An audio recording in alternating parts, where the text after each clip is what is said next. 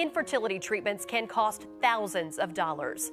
Many families take on credit card debt or borrow money from family when they can't have a baby on their own, and doctors have to get involved. This is because Virginia does not require insurance companies to cover infertility treatments. Katie Hunley has PCOS, a hormonal disorder that can make it difficult to have a baby. She struggled to get pregnant with her son and is now going through that same struggle again. She's taken on a second job to help with the cost. I've always known that I didn't want our financial situation to stop us from being able to grow our family.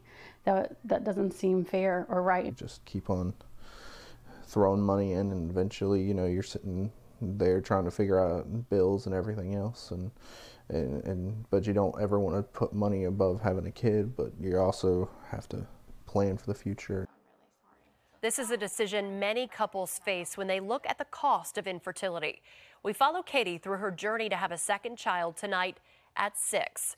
To see the other stories we've done this week about male factor infertility, support groups, egg banking, and my personal struggle to have a baby, head to WSLS.com and click on the Only on 10 tab.